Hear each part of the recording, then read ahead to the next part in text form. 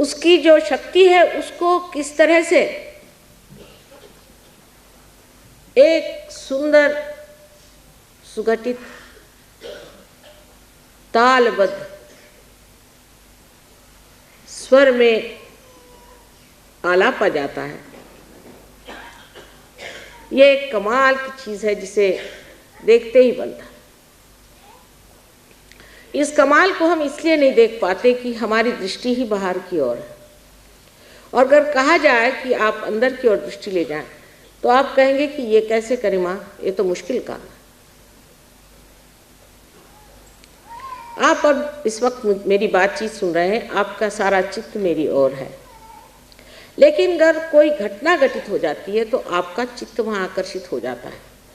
उसी प्रकार कुंडलिनी का जागरण जब होता है तो जो आपका चित्त बाह्य में फैला हुआ है वो एकदम अंदर की तरफ दौड़ता है, और जैसे कोई एक कपड़ा चारों तरफ फैला हुआ उसके अंदर से कोई चीज उसे ढकेलती हुई ऊपर की तरफ ले जाती है, इस प्रकार कुंडलिनी सहस्त्रार पे आने पर उसे चाक कर देती है। लेकिन उसका चाक करना भी इतना सुंदर है कि जब वो भेद होता है तो उस कुंडलिनी का प्रकाश उस सारे चादर में फैल जाता है। जो कहा है कि राम रंग रस भीनी,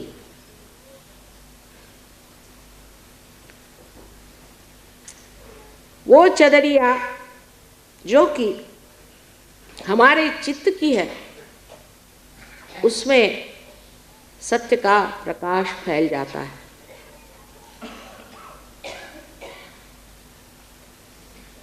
अब कितनी सुंदर रचना है कि हृदय चक्र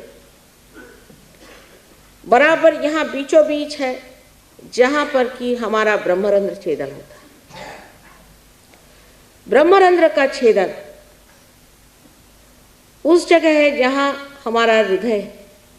इसका मतलब ये है कि हमारे हृदय में जब तक परमात्मा को पाने की इच्छा नहीं होगी तब तक ये भेदन ठीक नहीं हो सकता।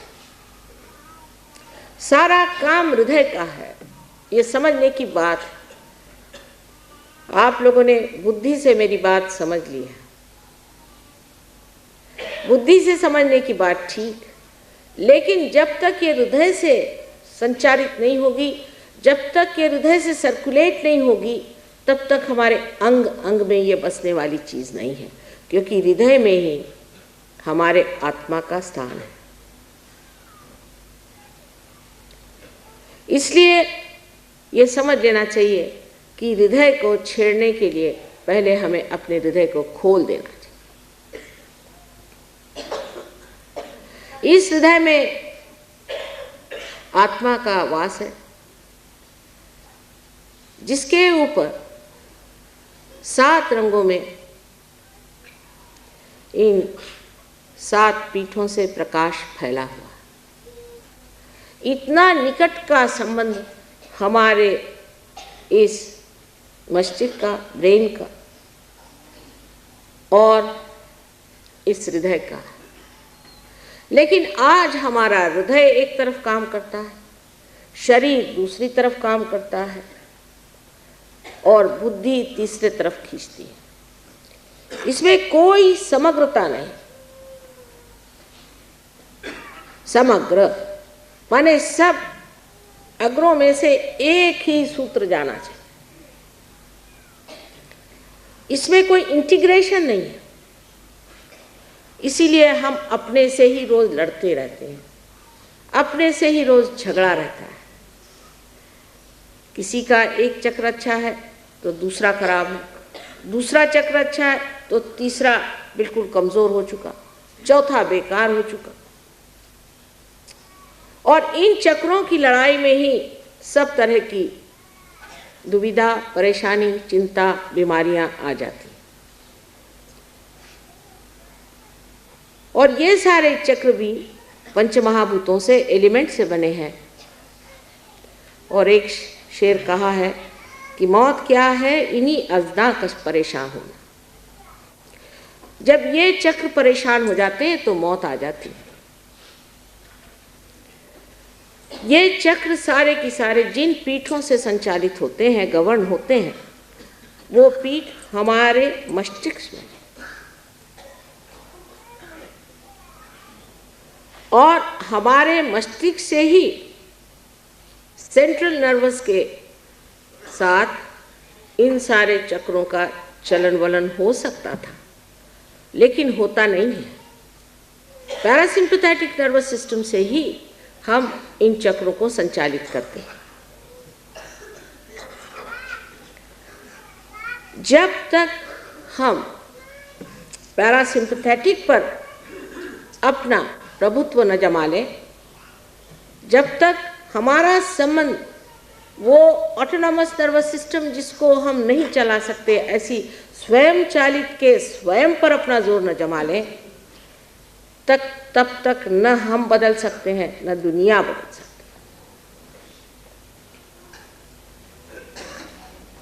बाहर से आप किसी चीज़ को ठीक कर लें, किसी पेड़ में अगर कोई खराबी हो जाए तो उसके अगर आप किसी पत्ते को ट्रीटमेंट दे दें तो शायद वो थोड़ी देर के लिए ठीक भी हो जाए, लेकिन असली बीमारी उसके जड़ में है, और उसके अंदर जो रस रास्ता है, जब तक उसमें आप दवा नहीं देंगे तब तक वो पेड़ आप बचा नहीं सकते। और इतना ही नहीं कि सातों पीठों का यहाँ सम्मिलन है। यहाँ तीन जो शक्तियाँ हमारे अंदर प्रवाहित हैं, हमारी इच्छा शक्ति, क्रिया शक्ति और धर्म शक्ति, जिससे हमारा उत्क्रांति का पथ बनता है, जिससे हम इवोल्यूशनरी प्रोसेस में जाते हैं। ये तीनों ही शक्तियाँ एकत्रित हो जाती हैं। इस प्रकार इस मस्तिष्क में 7 चक्र और 3 शक्तियों का समन्वय होता है, लेकिन उनमें रिलेशनशिप, उनकी दोस्ती मात्र होती है, इंटीग्रेशन नहीं होता, समग्रता नहीं है। जैसे कि एक ही स्वर में, एक ही ताल पर सातों स्वर नाचे, ऐसी स्थिति तभी आती है जब उनके मणि के छिद्र से एक ही कुंडलिनी जैसे कि डोर पुरोई जाती है, उस तरह से पूरी तरह से भेद करती हुई यहाँ पर सहस्त्रार को भेद देती है।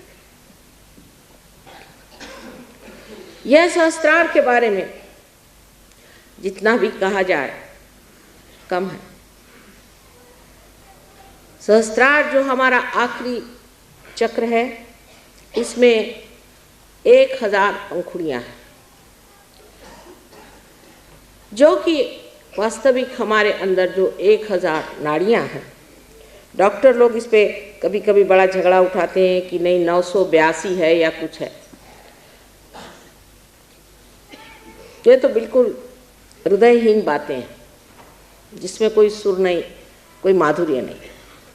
1000 उसमें पंखुड़ियाँ हैं, जो कि इन नाड़ियों को तेजोमय करती हुई ऐसी दिखाई देती हैं जैसे कि किसी कमल पुष्प में 1000 पंखुड़ियाँ हों, और वो पंखुड़ियाँ सजीव हो करके और बड़ी सुंदरता से उनका प्रकाश आपस में झिलमिल मिलता। अत्यंत शांत ऐसी ये तेजोवलय से भरी हुई तेजपुंज ज्योतियाँ जैसे कि पंखुड़ियाँ हों, इस तरह से प्रकाशित होकर के और आंदोलन करती रहती। इस आंदोलन से जो हमारे अंदर आनंद निर्माण होता है उसे निरानंद कहते। निरानंद माने केवल आनंद, एब्सोल्यूट जॉय।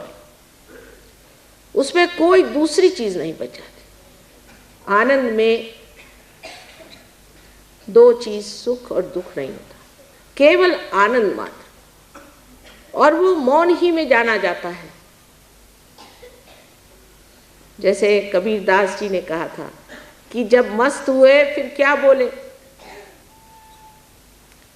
वो जो एक श्रेष्ठों की, योगियों की स्थिति है, उस निरानंद स्थिति में उतारने के लिए जब कुंडलिनी इतनी तत्पर है तो सिर्फ थोड़ी सी उसकी सहायता करने से वो आपको उस ओर पहुंचा सकती है जहां इस निरानंद का सागर आपके सम्मुख लहलाता है।